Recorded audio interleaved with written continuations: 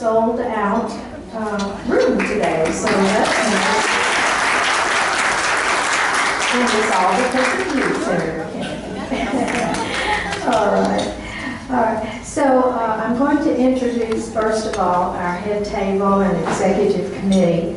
On my right, far right, on our executive committee, we have Terry Hagan, Susan, just hold your applause, please, if you would, filling in. Terry Hagan on the end, and Susan Kramer, Debbie Keeney, and Senator Kennedy will give a proper introduction.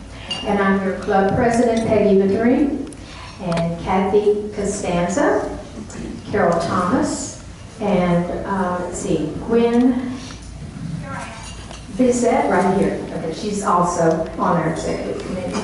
And also we have some wonderful guests with us today. We have our LFRW president, that is our statewide organization, President Wanda Ebrrw. And we have our Region 6, which this part of the state is Region 6 for us. Our VP, Joyce LaCour. And you may recognize our beloved former Senator, Ebrrw. There he is. Albert kind of slipped in on us, and he's not so good at making those arrangements on the computer, so he kind of slipped in on us. So we put him to work. We're going to have him ask a question for us. And then we have also the president of the Republican Women of Baton Rouge, Kathy Craddock, on the end.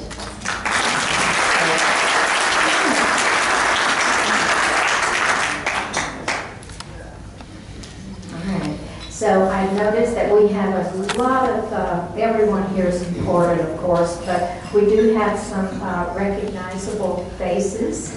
Let's see, I'd like to just point a few out. Let's see, we have, State Representative Franklin Foyle. And Steve Carter, did he make it? I know he's Oh, he hasn't made it yet, but he'll probably pop in, State Representative Steve Carter and his wife. We have our First Circuit Court of Appeals Judge, Mike McDonald. And his beautiful wife, Memory. We love him. And Baton Rouge City Court Judge, Judy Moore Benedetto. We have school board member Jill Dyson. Let's see, Connie Bernard slipped in on us. Connie, are you still with the school board, right? Yeah. Well, welcome, Connie. I'm glad you were able to make it. All right, and then we also have a candidate. Oh, well, she's actually one of our Metro Council members, Barbara Freiberg, but she is a candidate running for State Representative District 70. So, Barbara, welcome. And our beloved clerk of courts, Doug Welburn. Good to see you, Doug. Can I ask you something? Will you vote for me on the free election? Well, I don't know. If there's another Republican running, I may have to think about it. But so far, you got my vote. They wouldn't dare. I think you've got a Democrat, but anyway. And then we also have another candidate running for office, Tommy Dewey. He's running for State Representative, District 28. Tommy. And we have Bo Brock. He is running for East Baton Rouge Judge, District Court. We have Dr. Josita Williams, and she's running for State Representative, District 67. And let's see, we also have our East Baton Rouge Parish Clerk of Courts executive staff. You guys, I'm going to just name your names. Greg Brown, Fred Slyman, Jeff Hickerson, Megan Seabold, Whitney Wilson. Y'all wave. We also have a very special lady, Congressman Garrett Brady's mother, Cindy Graves. Where is she?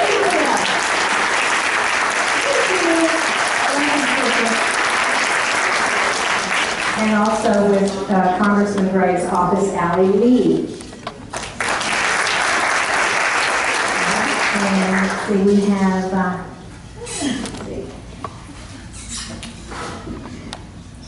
I think we also have Diane Cascio with Attorney General Jeff Landry's staff. We also have, of course, Ross White with Senator Kennedy's staff. He's a good communicator. He's been taking care of all of that good stuff. I'm going to give him a plug for him. And Caleb Moore. Are you here, Caleb? He is with the Americans for Prosperity. He is the grassroots director. And David Pierce is with the Jim Donlin Insurance Commissioners Campaign. David, good to see you. Good, this is the place to be. And Betsy Barnes, where are you? She is with Lieutenant Governor Welcome, Betsy. Let's see, and I believe I saw our former Secretary of State, Tom Shedler, pop in. Good to see you, Tom. Now, let's see, who have I missed? And, oh, let's see. I'm Lori White Adams, and I'm running for state representative in District 68. Oh, Lori. Lori District 68. I apologize, Lori. I did not get that. She just joined our club last night. Oh, fantastic. Well, welcome, Lori. We hope to see a lot of you. All right, let's see. And most important of all is you. You make our club go, and you're our important members, and we're so appreciative of you. So thank you all so much. I think I may have missed something. I think we need to start the meeting with our prayer and our pledge. So I'd like to ask our hospitality chair and our chaplain, Kathy Costanza, come and give us a few words, please.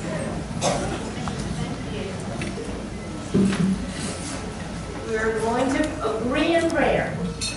We come before you, Lord, in gratitude for America's blessings, both past and present. Thank you for giving us our Constitution that has been a steady beacon in our historical quest for a more perfect union.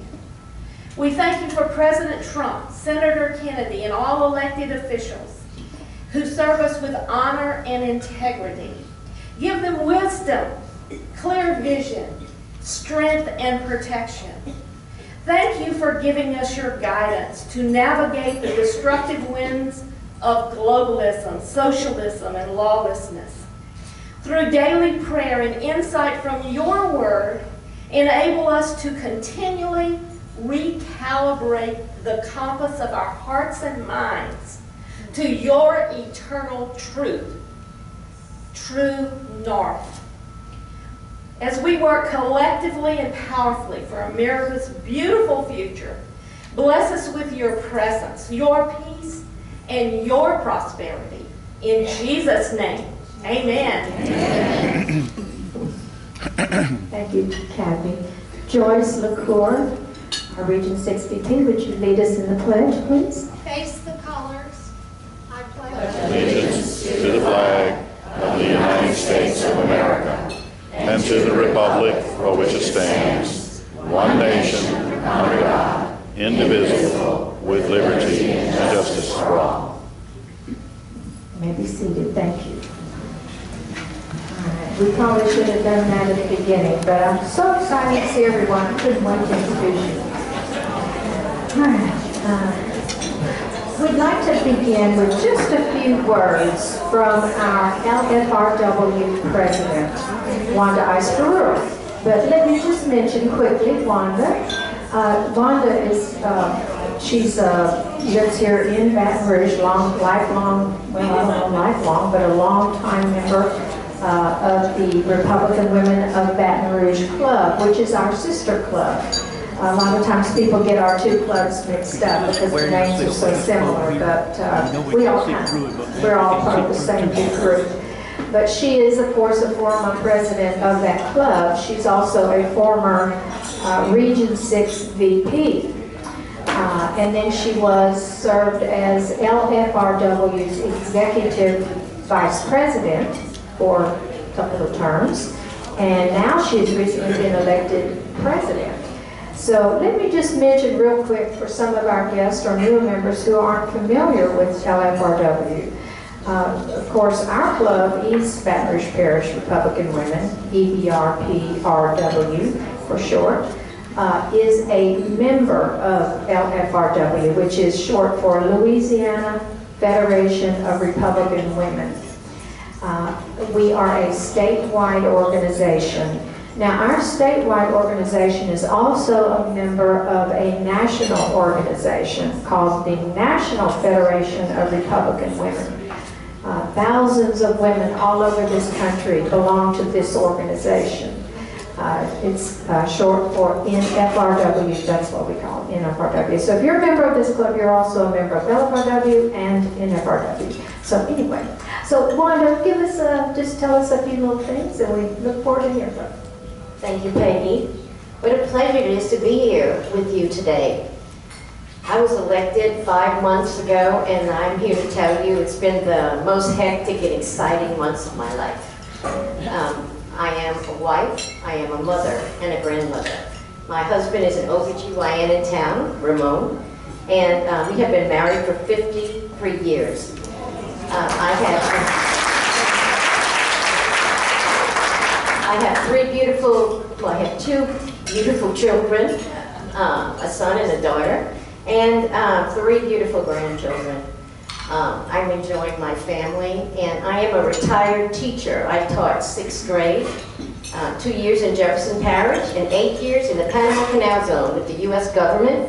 I taught the children of the Army and the pilots of the canal. I've had an interesting life, believe me, and I'm here today to tell you that the LFRW is ready for one of the most important elections of our lives. We really need to get out there and get the vote. Yes. Whatever you do, do it, please. Even if it's talking to a neighbor, friends, family. My son lives in New Orleans, and he says, Mama, have you talking in this ear and everybody else in this ear? So I sent him a list of people to vote for. Because I know he's not taking the time to do that, you know. He's in his early 30s, but anyway, still single. I'm waiting. So it has been such an experience getting to know each one of you, traveling across the state, and meeting all the other members. You really have to come to a board meeting of the LFRW. We will be having one on October 25th and 26th in Lake Charles. And I hope as many people as can will try to attend. You will meet the leadership of the LFRW at that time. So many of the clubs have open campaign offices already. They already have it staffed with members. Ouachita has almost 300 associate and active members. And they're every 2 hours, they're there calling people and getting things done. Whatever your club does, please participate. We need you. We are the Army. We are organized. We can help the candidates. And Joyce LaCour, your Region VP, has asked me to remind you that you're going to have a forum on September 5th at the Archives Building for the 2 gubernatorial candidates, and I hope as many of you as can will attend. It's such a pleasure to be here with you today, and I hope if you need anything that you'll contact me or contact Peggy. It's a real pleasure. And please, let's get out and vote. Yes. Thank you. Thank you, Wanda. Thank you. We needed that. All right. Debbie Keeney, our program chair and vice president, is going to introduce our Senator Kennedy. So, Debbie. Hi, everyone. We all know in Louisiana, we know Senator John Kennedy as a conservative champion of Louisiana. But if you didn't know this, I also just want to share with you, he's also quite brilliant. I'm not going to take time to go through all his accolades, but I just want to share that he graduated magna cum laude in political science, philosophy, and economics from Vanderbilt and was president of his senior class. He also did a stint in Oxford, England. He received his law degree from the University of Virginia School of Law. We know that before he went to the Senate, he served 5 terms as our state treasurer. And I know that y'all all remember, as I do, all the money that he returned to the taxpayers in unclaimed property each year, and we're still thankful.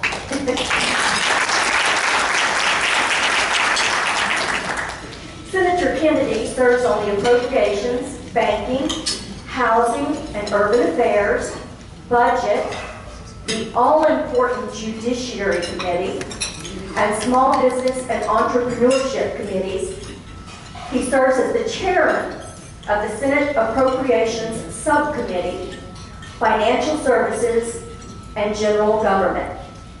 Now, here in Louisiana, we have known him as a shy man,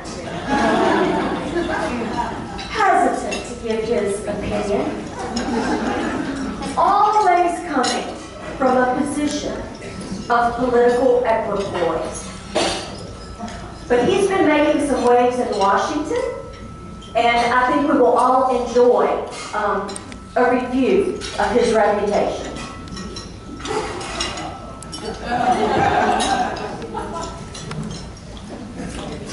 One of the Republican senators who is putting the current legislative dysfunction in context is Louisiana's John Kennedy.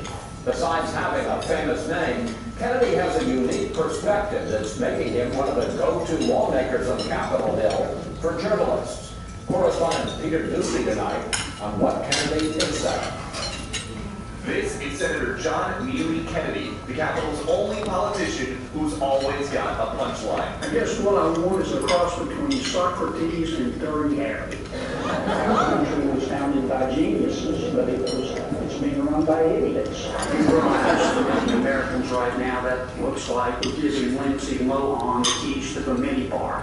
The Republican Kennedy, a 66-year-old former Louisiana state treasurer and LSU law professor, tells us each one-liner has an objective. I try to speak plainly so that my constituents who don't follow the nuances of government like I do because they're too busy earning a real living, can understand the issues before me. Kennedy is quickly becoming one of the most quoted lawmakers in Congress. This stuff is what they talk to us. I mean, it's absurd. It's absolutely absurd.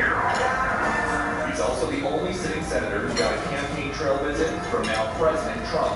He is what he is, and he's very frank, and I appreciate that. But Kennedy has proven himself to be a check on the Trump administration during confirmation hearings for judicial nominees. Have you ever argued a motion in state court? I have not. Have you ever argued a motion in federal court? No. That district court nominee eventually withdrew. Just because you see Judge Judy or my cousin Benny doesn't mean you're qualified to be a federal judge. Moving out waste. You know, people talk about federal money as if it falls from heaven. No, we thank heaven for it, but it came out of people's pockets. I've driven all over Washington, D.C. I cannot find the money tree. He did find Kennedy as the last riot for Louisiana, and John Kennedy has no plans to change his approach. Some time ago, a friend of mine told me, he gave me some good advice. He said, always be yourself, unless you suck. Fully President Kennedy knows the best way to make your point and be seen is to leave them laughing, and he does. And at this rate, who knows? Maybe someday the name John Kennedy will be famous in this town. Chris.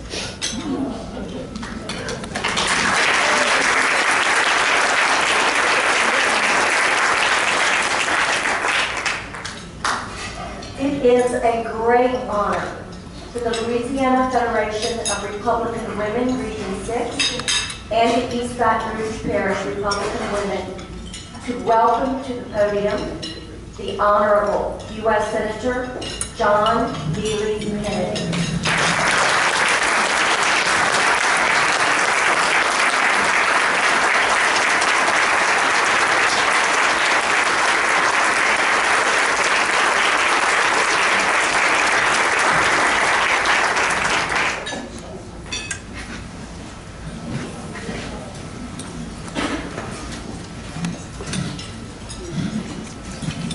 You honor me with this invitation today.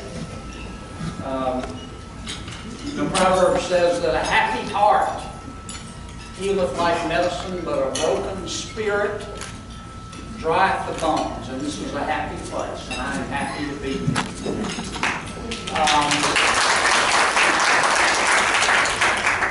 My son is 23 years old. He suggested I change my quotation when I say always be yourself. He says, Dad, you should say, always be yourself unless you can be Batman. So let me begin by thanking you.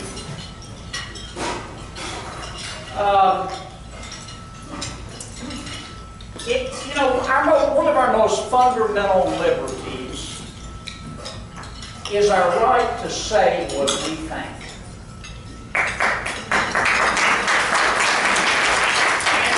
And you're not free if you can't express yourself. You're not. You can't. And our right to express ourselves has been put in jeopardy in our country. Now, I'm not talking about, words have meaning. I'm not talking about words that would incite people to violence. Those have no place in our society. But the free exchange of ideas, the testing of our assumptions against the argument of our critics, are things that should be and used to be commonplace in America. We take them for granted, but they're not in many other countries. Try saying what you think in Venezuela, or Cuba, or China. And I really regret that. And it's a problem both for the right and the left. In America today, it takes a lot of courage to say what you think. And you say what you think.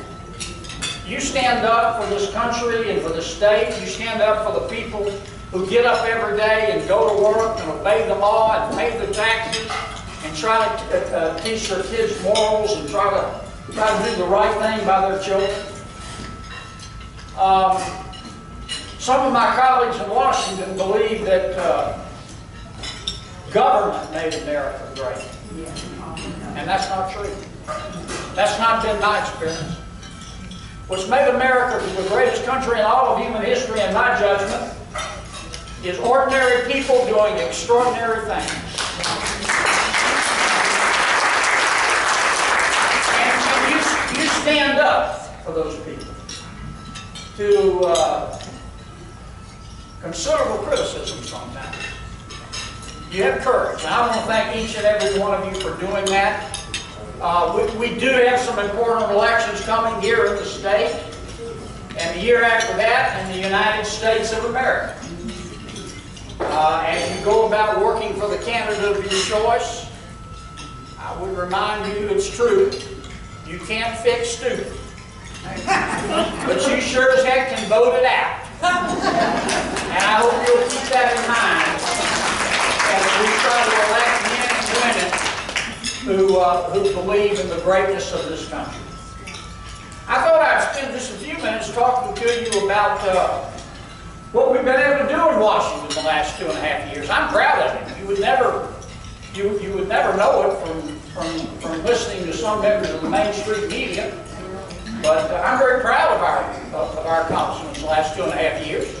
And then I'm going to spend as much time as I'm allowed answering questions. I want to hear from you. What's on your mind? It's been a little tough going the last 6 months in Washington because, as you know, we now have to deal with a newly constituted House of Representatives. We have 2 speakers. We have Speaker Pelosi, and we have the other speaker, Speaker Ocasio-Cortez. And the House kind of runs as a dictatorship. If those 2 don't agree with your ideas, they don't pass. So the last 6 months have been a little difficult. But before that, we made a lot of progress in this country. Now just look at the facts. Forget the politics for a second. We've increased wages. All this business about, well, the tax cuts only help the rich people, that's nonsense. Wages in America are going up year on year at an average rate of 3%. I'm very proud of that. We have cut taxes. I have always believed in the Tax Cut and Jobs Growth Act that we passed is proof of this, that the American people can spend the money they earn better than the government can. Somebody needs to mention that to Governor Ebrrw.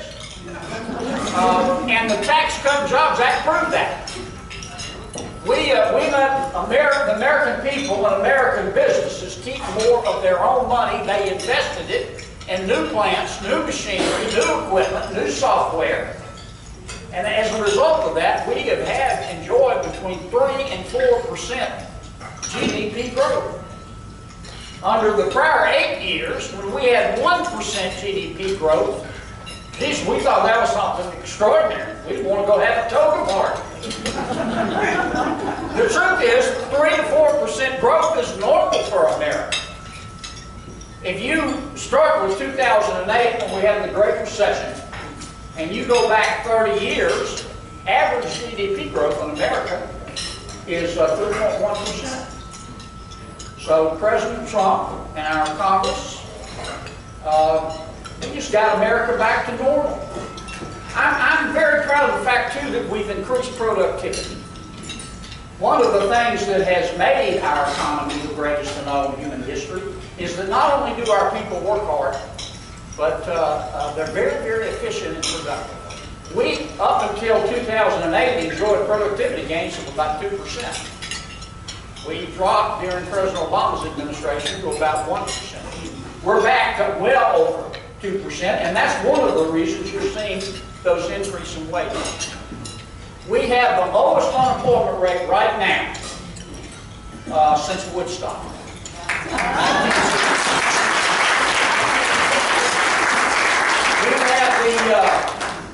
We have the lowest unemployment rate for African Americans in the history of our country.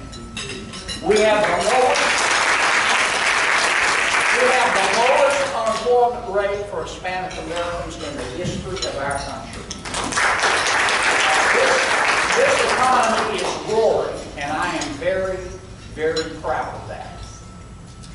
We have also, and this has contributed to our economic growth, we've also continued to deregulate the economy. Now, I'm not one of those people who believe that we should have zero regulation. In a complicated society like America, we have to have some reasonable regulation. The problem is that it's no longer reasonable. When we took over 2.5 years ago, there were 185,000 pages of rules and regulations. It would take you 3 years to read them one time. The cost to America, to the American business community, which is passed on to the American consumer, I'm not making this up now, is $1.9 trillion a year. That's 12 zeros. We have so many rules and regulations. If you stack them right there, you could stand on them and touch the ceiling. And what we have in Washington, D.C., we don't have 3 branches of government, we have 4.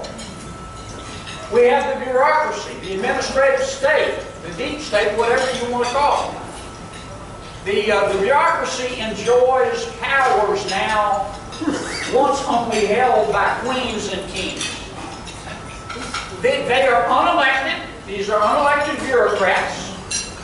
They make their own laws. They interpret their own laws. They enforce their own laws in their own courts in front of the judges that they appoint. They're unelected. And President Trump, with the help of the United States Congress, said we're going to curtail their power. The President adopted a one-in, two-out policy. If you want to promulgate a new rule or regulation, you got to get rid of two. We've actually done a little better than that. For every one new regulation, we've gotten rid of about 32. And it has saved our country billions and billions of dollars, and it's one of the reasons that we're enjoying so much robust economic growth. We've also delivered better care to our veterans. You know, we owe the men and women who have defended this country and keep all of us free everything. We passed legislation, as you know, we've had problems with our Veterans Administration. We're working to improve the VA, but we passed legislation that basically says to our veterans, if you can't get what you need at the VA, you can go to any doctor you want to, and we'll pick up the bill. And I'm very proud of that. We've made our country more energy independent. 15 years ago, we used about 20 million barrels of oil a day. 20 years ago, we produced about 7 million barrels and imported 13 million barrels. From our energy policy then was that, look, we're going to buy oil and give money. We're going to buy oil from and give money to countries that hate us, so they'll have money to buy weapons to try to kill us. Today, we are much more energy independent. We now produce about 13 million barrels of those 20 million barrels of oil per day that we use. And we import 7, and we're gradually going to get it down to 0. We've opened up drilling in Anwar, for example, in Alaska. That has, based on the reserve reports I've seen, about 10 billion barrels of oil. And we're going to continue to make our country energy independent. We've beaten back ISIS. 2 years ago, you don't hear much about ISIS today. Now, they're still there. But 2.5 years ago, they had a caliphate. They had actually a country within the middle of the Middle East. President Trump said, I'm going to beat them back. Congress supported him, and we did. We have strengthened our military. If you look at our spend, look, we live in a dangerous world. You want to make it more dangerous? Demonstrate weakness. Weakness invites the wolves. Weakness invites the wolves. And if you look at America's spending on our military as a percentage of gross domestic product, before President Trump and our new Congress took over, it was like this. Now it has plateaued out and we're headed in the right direction. And I'm very proud of that.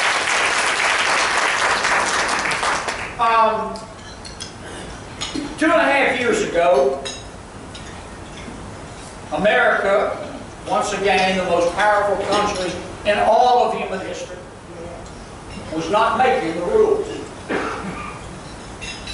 We were dancing to the tunes of other countries. I'll tell you who's making the rules. Xi Jinping in China, Kim Jong-un in North Korea, Vladimir Putin in Russia, the Ayatollah in Iran. Now, those countries don't like us any better. But by God, they respect us. And I don't know why it is. If I make it to heaven, I'm going to ask the good good Lord. But there's some people in this world. They're not sick. They're not mixed up. They're not confused. It's not that their mama or daddy didn't love them enough. They're evil. Yes. And some of them run other countries. I mean, the Ayatollah in Iran hates America. The Ayatollah hates everyone and wants to kill everyone who doesn't believe in his version of his religion. If your religion tells you to kill someone, as far as I'm concerned, it's time to get a new religion. But the only thing these people unfortunately understand in a dangerous world is strength. And as much as anything else, I'm very proud of the fact that America is now respected across the world. Finally, I'm really proud of the fact that we've appointed some great men and women to the federal judiciary. And let me tell you why that's so important. One of the reasons we're the greatest country in all of human history is because of our judiciary. You don't hear a lot about the judiciary, you hear about the President of Congress. But America attracts investment from all over the world. Men and women in other countries who have capital, they want to come invest in America. There are a lot of reasons for that, but you know what one of the reasons is? If they have a dispute, they know they can go into our federal judiciary and find a level playing field. And that's why so many people want to come to America, including and bring their capital. When's the last time you heard of somebody trying to sneak into China? Or North Korea? Or Venezuela? They want to come here. So that men and women that we put on the federal bench are important. Now I'll tell you what I look for in a federal judge. I want a judge who understands the role of the judiciary. The role of a federal judge is to tell us what the law is, as passed by Congress, not what the law ought to be. Judges are not supposed to be politicians in robes. Federal judges are not supposed to try to rewrite the Constitution every other Thursday to advance a political agenda that they can't get by the voters.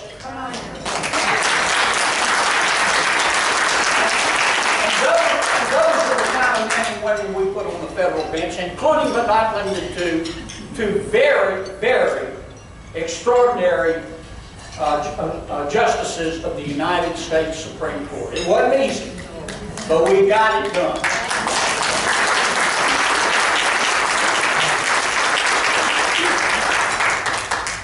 Now,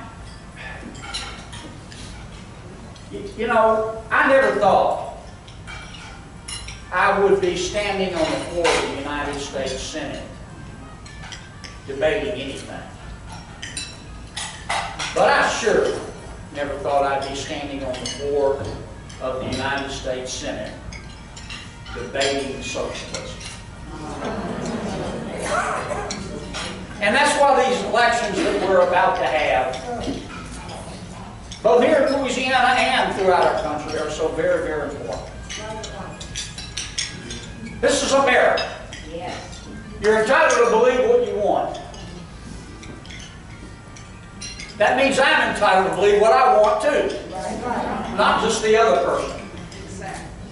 And here's what I see among many of my Democratic friends. Not all of them, but many of them. I don't understand the world I live in. Socialism. Abortion. Illegal immigration, socialized medicine, or somehow moral goods, free enterprise, a secure border, the sanctity of life, on-the-job health insurance, those somehow now, according to them, are moral bads. And I don't get it. They're entitled to their opinions, but we're entitled to ours.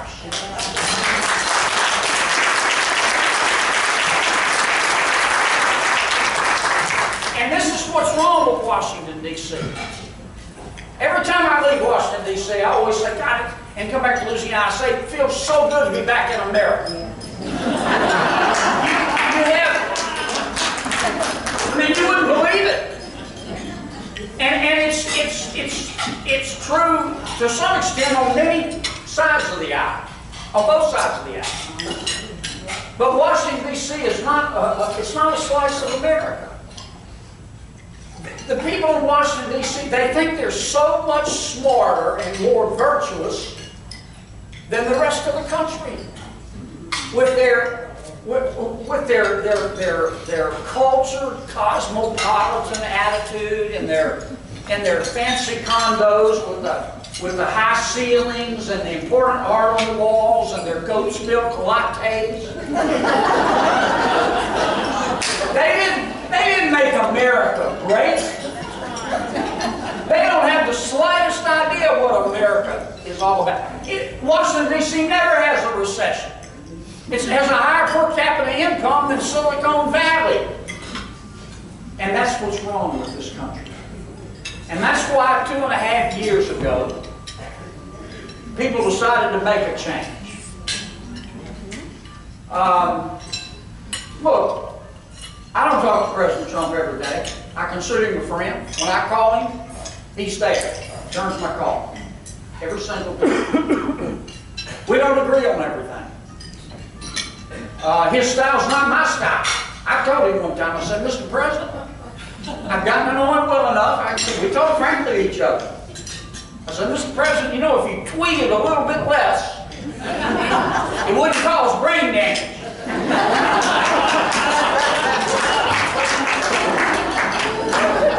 He obviously didn't take my advice. But Donald Trump was sent to Washington, D.C. to stir the pot, not to guard it.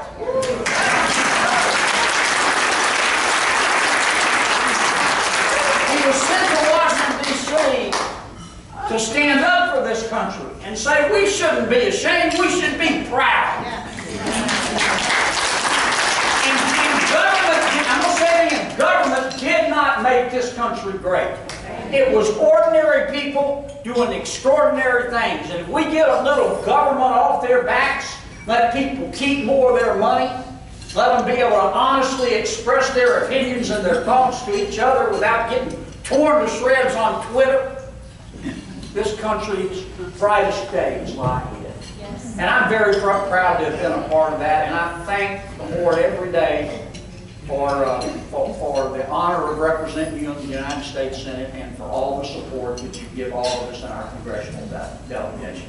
God bless every one of you. And God bless.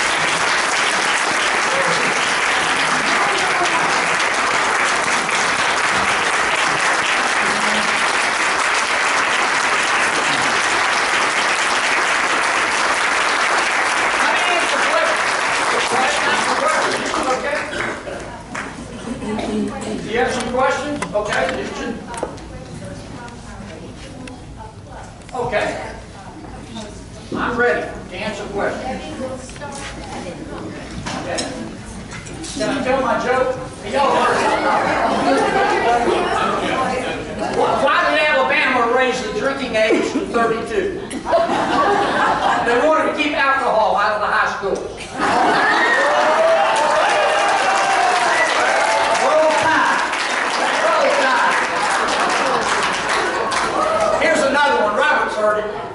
What's orange and sleep 6? What's orange and sleep 6? A DOTD truck.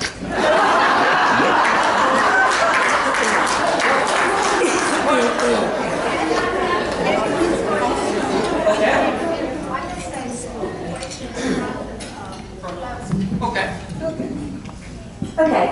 You alluded to the importance of our upcoming gubernatorial election. We are fortunate to have two very fine Republican gentlemen running.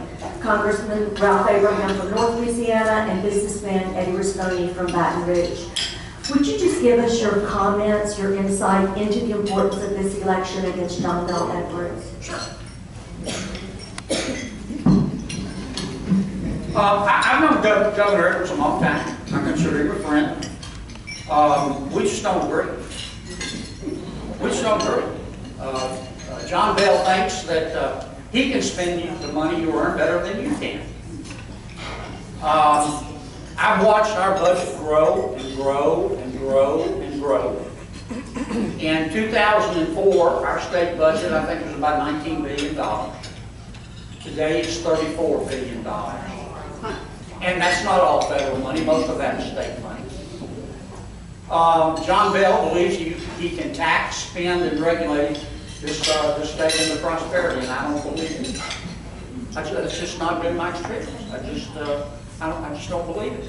I think the reason that I think the genesis of a lot of our problems in Louisiana, and I served as state treasurer a long time, it's not that we tax too little, it's that we spend too much.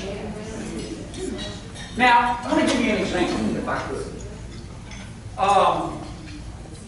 And this is another fundamental disagreement between Governor Ebrrw. He believes, I believe in more freedom. He believes in more free stuff. And he wants the contents of your bank account to pay for it. As you know, he expanded the Medicaid program. He said, well, it's all federal money.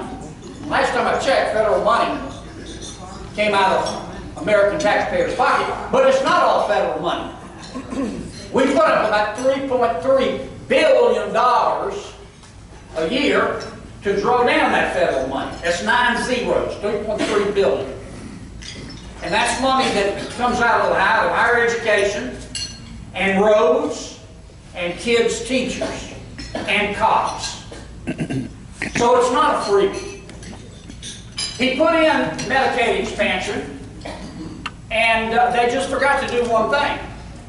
They forgot to check eligibility.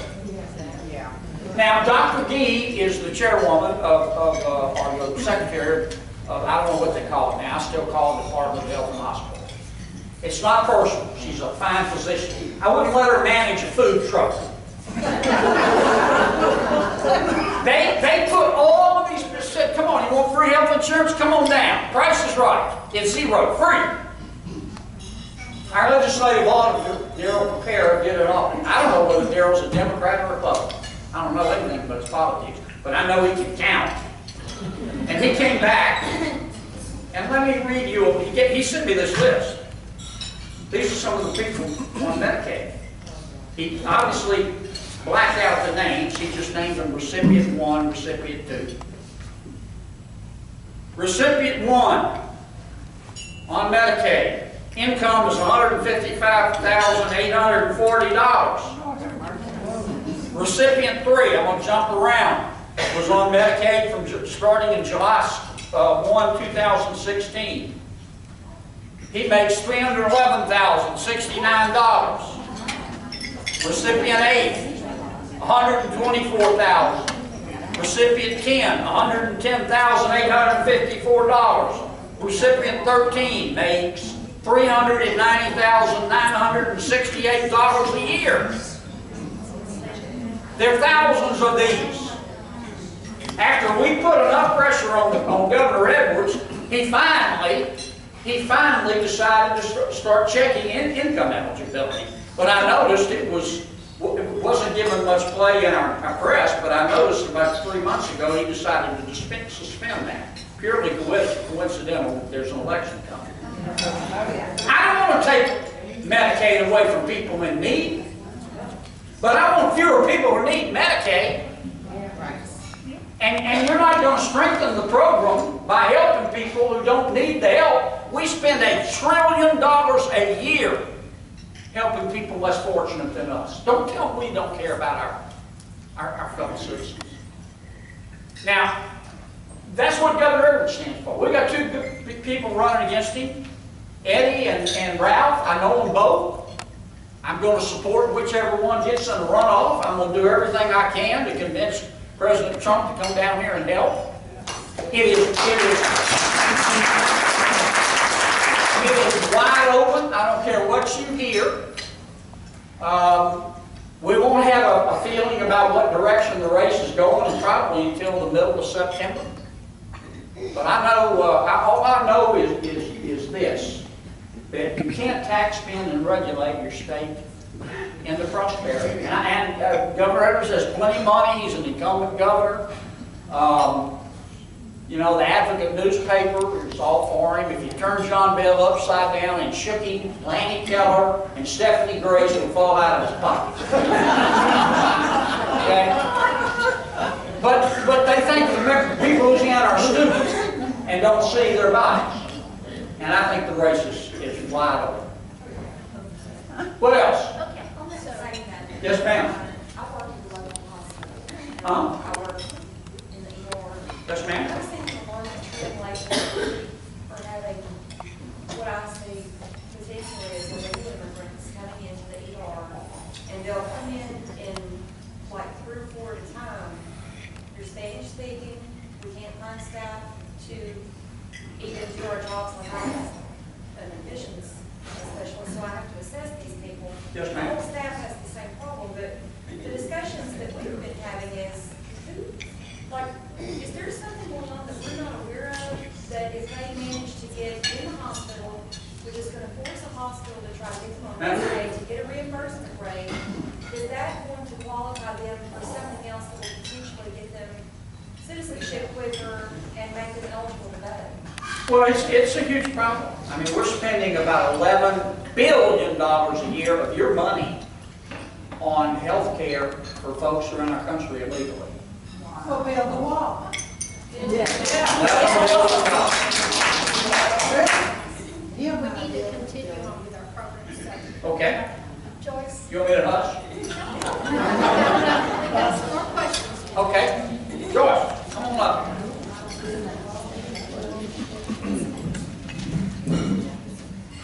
With all the recent shootings, red flag laws are being discussed again. Even President Trump is discussing instigating red flag laws.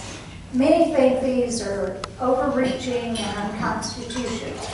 What is your position on red flag laws? Okay.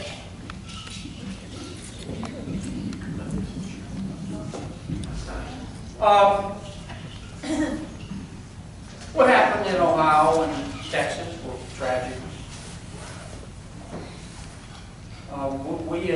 All of us believe in the sanctity of life. We also believe in the Bill of Rights. And the Bill of Rights is not an a la carte menu. You know, we have all the rights, not just the ones that the national media says we have. One of those rights is the right to bear arms. Now, it's not unlimited. The United States Supreme Court has said that the government can put reasonable restrictions on those rights when the public good outweighs the private interest. But the debate that we're having in Washington, D.C. is, in my judgment, is not about guns. We have a right to own a gun. I own 7. Shotguns too. That's not the debate. If government wants to further curtail our rights, the burden is on the government. And I'm not interested, I'm interested in causal, scientific evidence. I'm not interested in false comfort. I'm not interested in people who hate the Second Amendment being able to pull stuff out of their orifices when they make their arguments. I want facts and I want evidence. It's very simple, and the burden is on the government if they want to curtail my right. I don't believe we need more gun control in this country. I believe we need more idiot control.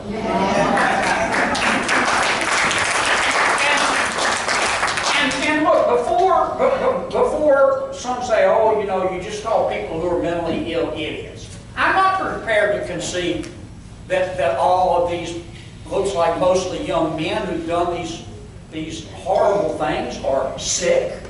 or their mama didn't love them enough. I'm sorry, there's evil in this world.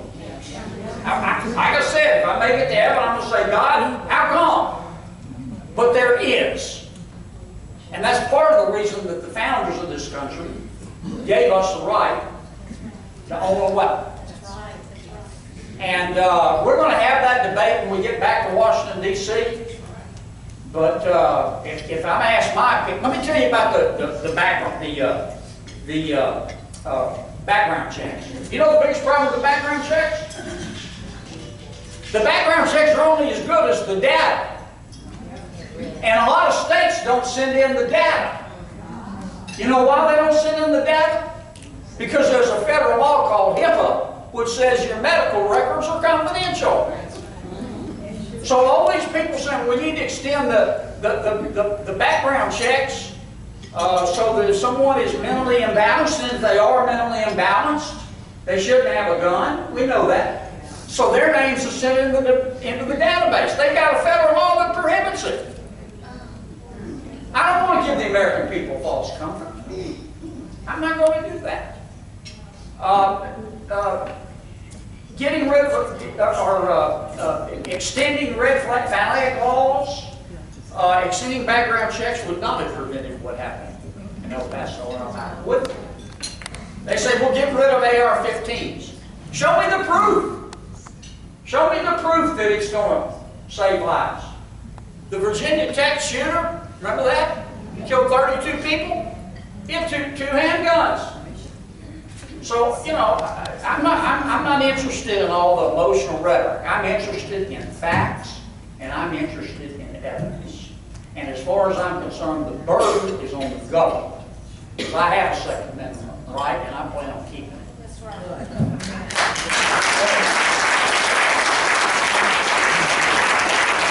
I watch the clock, so I don't know what time it is.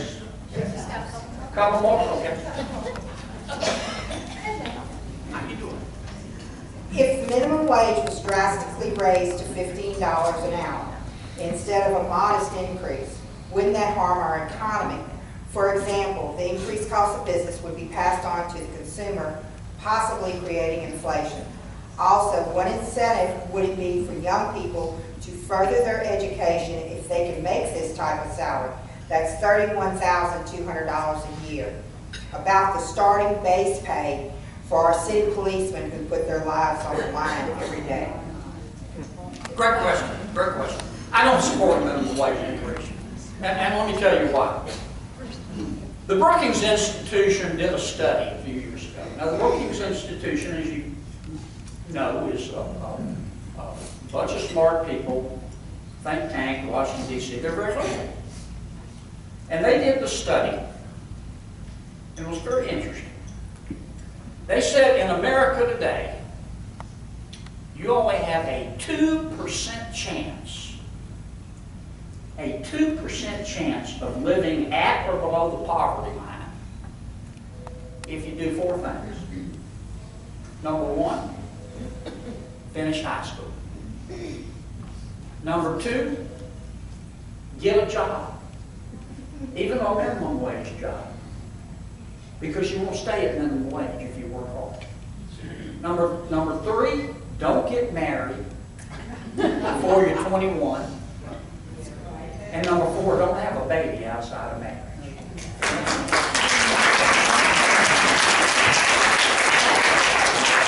Those four things. Get a job, probably won't be a minimum wage job. Don't have a baby outside of marriage. Don't get married too young. And finish high school. And if you do those four things, you've got a 98% chance of not being poor, according to the federal government statistics. A minimum wage is just another example of government trying to control free enterprise. You know, the best determiner of wages, the free market. And you're seeing wages go up. Why is that? Why is that? It's because businesses are having to compete. Because we let people keep more of their money and they're investing it and the economy's growing.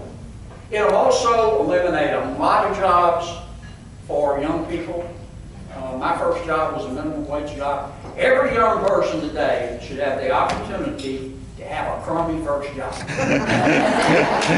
taught me a lot.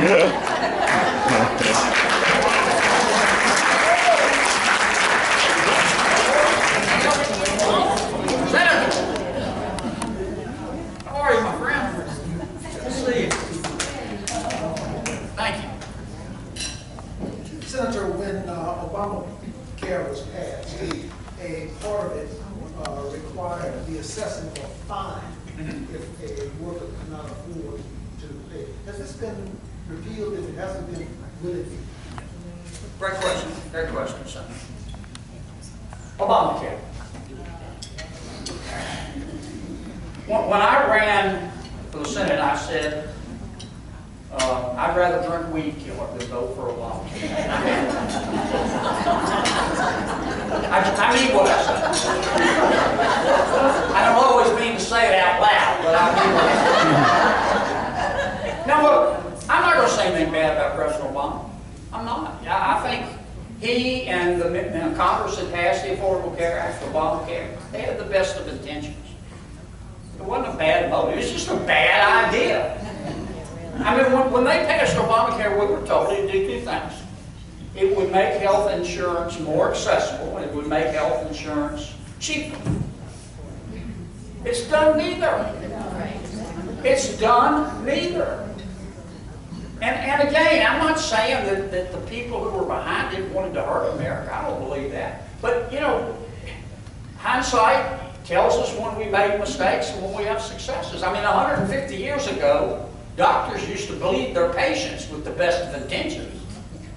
And when they didn't get better, they would bleed them some more. Well, they stopped doing it because all their patients died. We have to admit that the Affordable Care Act did not work. We came close, one vote short of fixing it in Washington, D.C. We'll be back. But I can tell you what we're not going to be back with is Medicare for all. Medicare for all, let me tell you what, it's not Medicare. How many of you have health insurance through your employer? Too bad, you lose it. Gone. Under Medicare for all, the government will run the health care delivery system, and it'll regulate it like a utility. Government will provide your health insurance. You can't buy it on the free market. You can't get it from your employer. If you have Medicare, they're going to get rid of Medicare. They're going to get rid of Medicaid. It'll cost about $3 trillion a year. The whole budget's only about $4.5 trillion. So it won't just be the tax on the wealthy. They have pretty broad definition of the wealthy. It includes all of us. You're not going to be able to pick your doctor. You have to give up your doctor. The government will assign you a doctor, and once they do give you a doctor, you're going to have to wait in line. If you support having the government run your health care delivery system, I want you to just imagine this. How would you like to live in a world designed by the post office? Because that's what you're going to get. Now, until we get past the election and the American people decidedly reject Medicare for all, it's going to be hard to get my Democratic friends to come to the table. But after this election, and after President Trump's reelected, and after we take back control of the House, and maintain control of the Senate, we're going to all sit down with our Democratic friends, and we're going to design health insurance and a health care delivery system that looks like somebody designed the thing on purpose. And we're going to do it with plenty of input from doctors and hospitals and nurses and from the American people. Guys, thanks so much for having me. God bless all of you.